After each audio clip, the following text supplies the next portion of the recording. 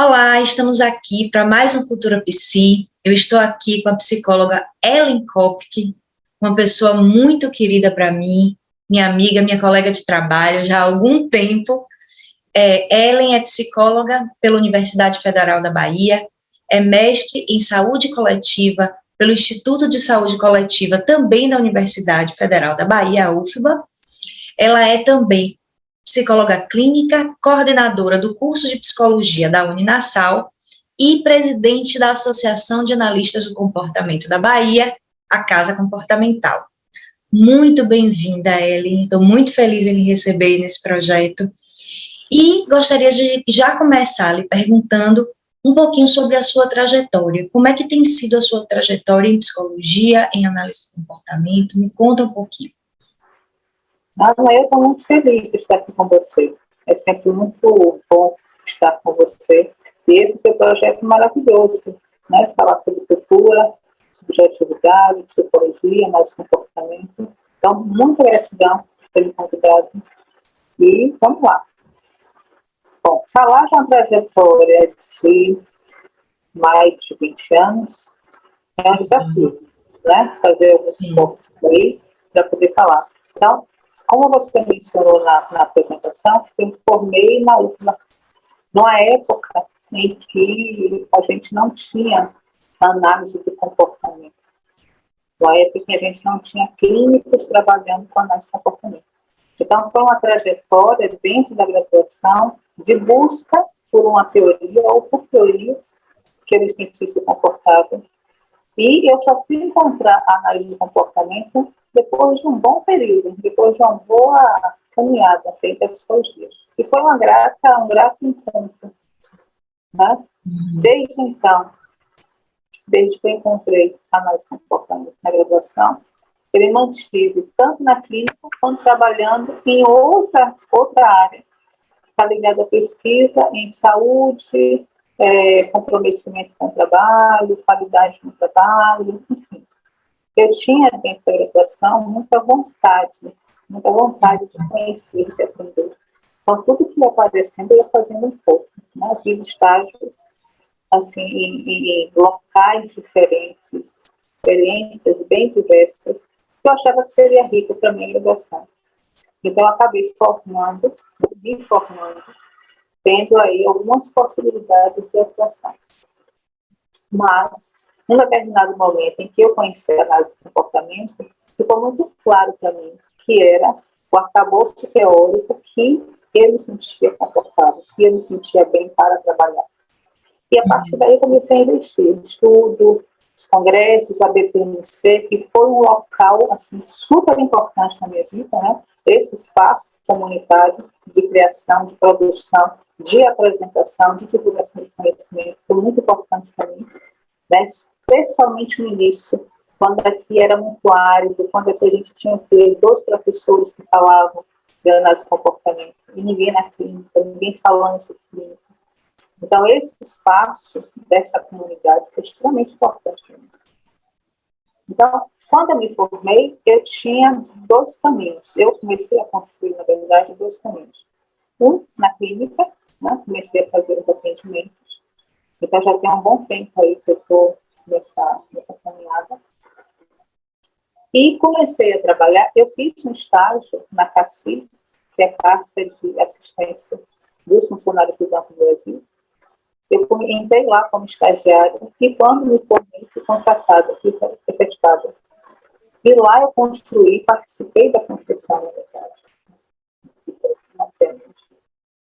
de um projeto que eu considero incrível. Eu acho que é uma experiência assim, de muita importância para a minha vida, profissional e pessoal. Com muita alegria, com muita satisfação que eu fiz. E esse projeto era de implantação de um modelo de assistência à saúde mental aqui na Bahia para essa população que a Caixa, né, o plano, assiste. Então, era numa época, isso tem o quê? 20 alguma coisa anos. Numa época em que os pacientes, o público da saúde mental ainda era muito ajudado.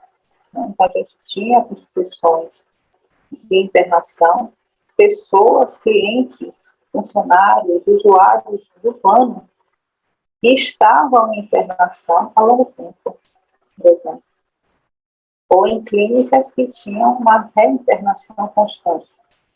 E o grande desafio era como construir um modelo de saúde mental não asilar, um modelo de saúde mental que considerasse a subjetividade de uma maneira mais humanizada, de uma maneira em que esse sujeito pudesse participar das discussões, inclusive, né, e dessa construção de vida, né, como tirar essas pessoas desses ambientes e ajudá-las a reconstruir a vida. E foi esse caminho, esse percurso dentro da CACI que me levou para o mestrado em saúde coletiva. Na época, eu tinha clareza que eu queria fazer o mestrado, mas não estava muito claro exatamente em qual área ou em qual instituição eu faria. E com a experiência na CACI, ficou bem claro para mim que a saúde coletiva era, ou poderia ser, né, vamos dizer assim, um grande caminho novo, né, que eu poderia trilhar e construir. E assim eu fiz. Né? Fiz a seleção, passei na seleção, entrei no mestrado e continuei esse trabalho ao mesmo tempo. Então, minha trajetória profissional, ela tem esse início, ela tem essa característica. Agora, se você não me importar, fala muito. Ouvindo você, eu comecei a pensar em alguns aspectos, né? Por exemplo, eu lembrei de um texto do Kester Carrara, em que ele fala sobre a reforma psiquiátrica a partir da análise do comportamento. Então, ele começa a fazer uma leitura dos princípios da reforma psiquiátrica a partir dos conceitos analítico-comportamentais. Por exemplo, pensando na possibilidade de um ambiente menos coercitivo, em que as pessoas possam ser vistas na sua individualidade e reforçadas, né, ensinadas e haver um espaço em que elas possam construir novas possibilidades de reinserção. Também pensando na ideia de autonomia, não no sentido de algo interno, né, mas de um ambiente que dê espaço para que as pessoas possam se desenvolver. Então, pelo que eu entendi do que você falou, houve essa perspectiva que é baseada na reforma psiquiátrica e também pode ser lida a partir da análise do comportamento, a partir de entender alguns conceitos, como coerção, como o conceito de liberdade com Skinner, a gente pensar também nas agências controladoras, né, nas instituições, nas organizações. Então, fiquei pensando, e hoje, Ellen, você trabalha na clínica. Essa é uma parte do seu trabalho. Como é que essa formação impacta o olhar que você vai ter para uma pessoa que chega na sua clínica? Essa experiência na CACI, ela tem, de fato, esse olhar, né?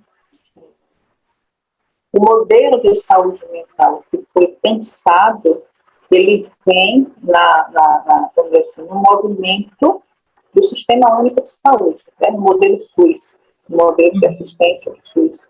Então, obviamente, ele vem seguindo esses princípios norteadores. Particularmente, eu tinha acabado de me formar, literalmente. Então, eu era uma jovem aprendiz. Então, ter a possibilidade de visitar essas estruturas asilares, ter a possibilidade de conversar com os profissionais que lá trabalhavam, a possibilidade de conhecer os usuários desse sistema e os familiares, isso foi de uma riqueza para mim fenomenal. E, inclusive, pensando na clínica. Quer dizer, eu comecei a construir um olhar, uma percepção para o sujeito muito especial, que eu não tinha tido na graduação. Então, pensar, inclusive, em pontes, né? Que plano, como construir um plano de alta, de saída, levando em consideração que a gente quer que esse sujeito construa autonomia, construa a liberdade, tenha o espaço do respeito e do acolhimento, né? Depois de anos no modelo asilar. Então, trazer a família, buscar profissionais alinhados com essa perspectiva, ter encontros de grupos, enfim, tudo isso para mim foi uma riqueza muito grande. E me trouxe, aí associado também ao mestrado em saúde coletiva, um olhar de que o indivíduo não é só aquela pessoa que está ali na minha frente, relatando sintomas ou relatando dificuldades. O indivíduo não é aquilo só, né? Ele traz junto com ele várias esferas, várias instâncias e várias agências, né? Então, ele traz com ele o trabalho, ele traz com ele a escola, ele traz com ele a própria comunidade, o bairro, as associações que ele participa, eventualmente, a família. Quer dizer, tem várias coisas aí que eu preciso olhar e refletir quando eu escuto alguém. Então, quando uma pessoa fala para mim sobre uma depressão, eu não vou partir do pressuposto de que essa depressão é uma vivência, uma experiência exclusiva, privativa, singular, né? Singular no sentido de Apenas isso, obrigada. Não vou partir desse lugar, né? Eu vou tentar entender assim, esses movimentos ao longo da vida desse sujeito, o que essas agências foram construindo, de identidade, inclusive, né? Quem é esse sujeito? E de que lugares ele está vindo também. Então, eu acho que foi fundamental, sim, ter passado pela CANCI, ter tido essa experiência e no mestrado em saúde coletiva. Especialmente no mestrado, uma coisa que eu gostava muito era o trabalho com grupo. Né? Eu gosto desse olhar também, de colocar sujeitos que têm vivências, se tocam, né, se cruzam, se comunicam, e vivenciei uma experiência profissional um pouco depois em um ambulatório de transtorno do espectro obsessivo compulsivo, em que fazia um trabalho com os clientes, né, os usuários do sistema e os familiares, na perspectiva, inclusive, de levar para os familiares a reflexão e o conhecimento de que o comportamento deles não só mantinha o adoecimento, como potencializava. Então, a mudança comportamental da família fazia parte do tratamento. Era muito legal, muito legal. Faz muito sentido. E aí eu falava de análise do comportamento. Tive esse prazer de poder, nesse momento, né, no Hospital das Clínicas, reunir grupo, a perspectiva da saúde coletiva, né, que eu já tinha construído, toque, que eu gosto muito desse cenário, e falar de análise do comportamento. Foi um momento muito especial para mim. Faz muito sentido essa ideia de que, para entender o eu, para entender a subjetividade de alguém, nós precisamos entender também o contexto. E esse contexto não envolve só a história individual, né? Envolve a história dos espaços em que essa pessoa está inserida.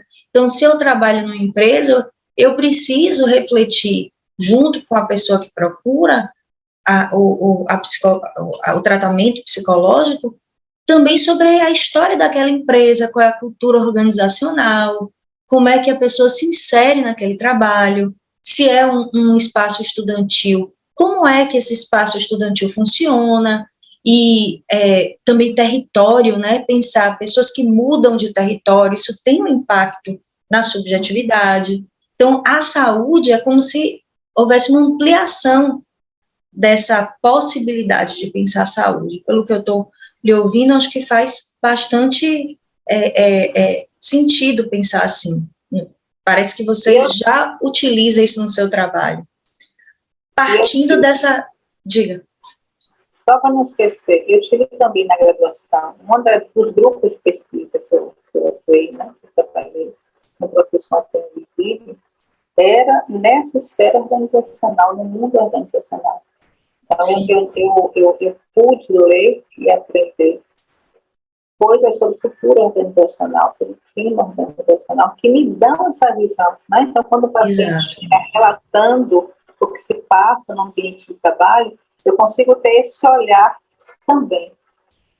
E pensar que, na hora que você vai também intervir, fazer uma transformação naquele ambiente daquela pessoa, ela precisa estar em espaços em que a rede, né, de apoio colabore com essa mudança.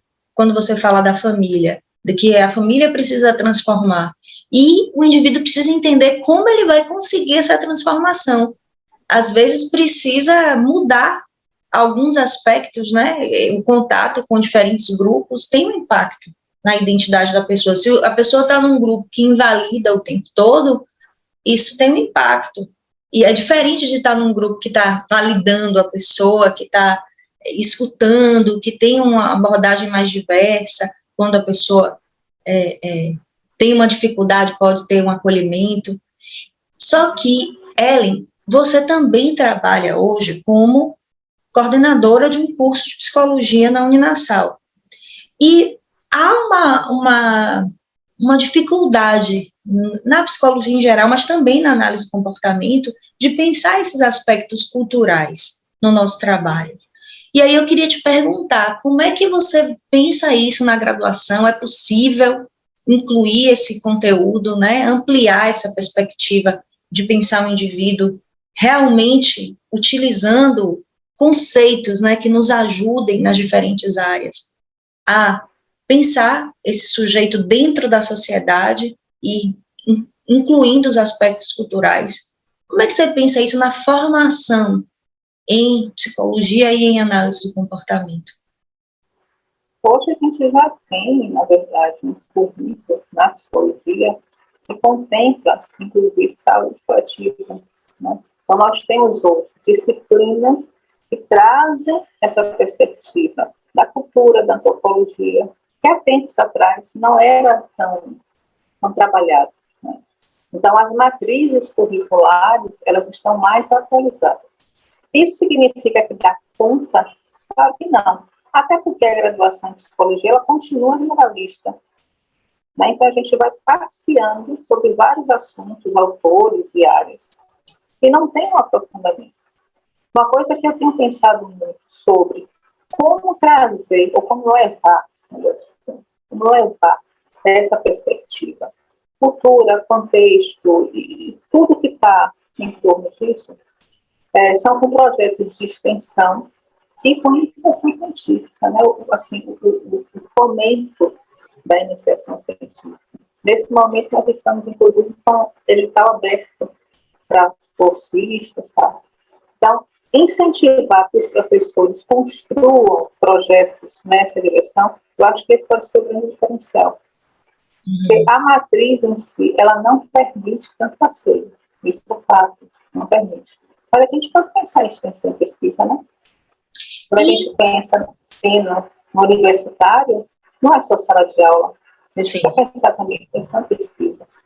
E especificamente em análise do comportamento, quais seriam os conceitos? Como é que você pensa? Esse é o maior desafio. Para mim, nessa coordenação, por quê? Porque a instituição não vem de uma cultura que fomenta a análise do comportamento, né? A instituição, na psicologia, e falando da psicologia especificamente, tem outras teorias que se apresentam com mais força, né? Com mais vigor, vamos dizer assim, com mais espaço. Então, a análise do comportamento está começando a ter um espaço. Eu acho que a minha chegada na instituição, e não como coordenadora, como professora ainda, começou a abrir devagarzinho esse espaço. Então, quando nós iniciamos, a primeira vez que teve estágio em análise de comportamento foi em 2021. Eram 3 estagiários. Uma turma, 3 estagiários. Agora, em 2022.1, nós temos 3 turmas e 20 pessoas, 20 alunos interessados. Então, isso para mim já mostra o seguinte, que é uma coisa bem básica, bem de senso comum. Se não existe oferta, né, você não vai criar esse ambiente do nada. Você precisa ofertar, você precisa oferecer, para que o estudante conheça, para que ele possa falar sobre, e outros, né, peraí, isso aqui que está sendo dito é algo diferente, é algo interessante, deixa eu tentar conhecer, deixa eu tentar me aproximar. E isso vem acontecendo. Então, em termos de graduação, especialmente os estágios, que são os estágios de ênfase, né, os estágios específicos, a gente tem crescido. O próximo passo que eu estou pensando é a construção de uma liga acadêmica em análise do comportamento, para que seja um espaço de discussão de texto, trazer pessoas, fomentar eventos, entende? Para a gente ir crescendo um pouco mais. Então, eu tenho pensado nessa perspectiva também. Certo. E você acha que hoje, em análise do comportamento, nós temos um letramento sobre conceitos da cultura? Você mencionou, por exemplo, que você teve um aparato organizacional, que isso lhe ajuda a entender a clínica, né? Então, existem alguns conceitos que já são discutidos há muito tempo em análise do comportamento, como sistemas comportamentais, agências controladoras, o próprio conceito de metacontingência, de macrocontingência. Então, alguns conceitos que pensam a cultura, né, as instituições, as organizações, como é que elas acontecem dentro da sociedade e o impacto disso na subjetividade das pessoas. Você acha que hoje nós temos dentro do currículo um letramento dos profissionais sobre esses temas para poder fazer esse tipo de leitura mais ampla que você mencionou no seu trabalho? Eu acho que a gente tem muito para caminhar. Eu acho que a gente tem muito para caminhar. Assim, a psicologia tem essa coisa interessante. Enfim, é um curso que é generalista e que, a depender da instituição em que ele se encontra, ele pode ter um olhar, né, para uma direção ou para outra. Então, se eu estou numa instituição em que o curso de psicologia tem o olhar para a análise do comportamento, a gente tem cursos assim no Brasil, né? Não é que o curso de graduação é em análise do comportamento, mas tem um olharzinho assim, um pouco mais, né, de aprofundar um pouco mais, trazer mais isso. Eu acho que nesses espaços a gente percebe um pouco mais diretamente, sim, né? Mas por essa característica. De forma geral, eu ainda acho que não. De forma geral, eu acho que ainda não. E o que é que eu vejo? As pessoas formando e que se interessam pela análise de comportamento, fazendo um percurso até chegar na cultura, até dizer assim, pô, mas peraí, que esse negócio aqui é interessante de ser entendido, de ser estudado, porque eu acho que a gente ainda está muito numa lógica, infelizmente, de que psicoterapia e cultura são coisas distintas, coisas separadas, né? A gente vem desse lugar, as instituições de ensino vêm desse lugar. O que é subjetivo, né, quase que não toca o que é objetivo. Então, o que é de psicoterapia não tem nada a ver, tem pouco a ver com cultura. Então, eu acho que tem muito caminho ainda para ser feito. E aí a gente pode pensar em cursos de pós-graduação, no caso, né? E interessante, a gente observa isso na graduação, eu também observo, e chegamos na pós-graduação e, mais uma vez, não há um espaço específico para pensar cultura. Nas pós-graduações, principalmente nas pós-graduações em clínica, não há um módulo específico dentro da matriz curricular das pós-graduações para pensar cultura. Então, é algo que talvez fosse realmente importante uma reflexão sobre. Eu acredito. Ellen, você hoje também é presidente da Associação de Analistas do Comportamento da Bahia, né, a nossa casa comportamental, que tem trabalhado aí para ser um espaço em que a comunidade de analistas do comportamento aqui possa conversar, possa trocar ideias e construir projetos. Então, eu queria que você falasse um pouquinho sobre a realidade aqui da nossa cidade, do nosso estado, Salvador, Bahia, e também em toda a região, falasse um pouquinho sobre o que você pensa da análise de comportamento, um pouquinho também da história, que eu sei que você acompanhou. Eu fico vendo, né, nesses 20 e alguma coisa anos, quanto de mudança aconteceu. Às vezes, um aluno diz para mim assim, mas A análise de comportamento ainda é muito, está muito inicial ainda aqui em Salvador e na Bahia, né? Eu digo, se você tivesse chegado há 30 anos atrás, essa frase caberia, né? Porque há 30 anos atrás, de fato, a gente não tinha nada aqui, não existia nada.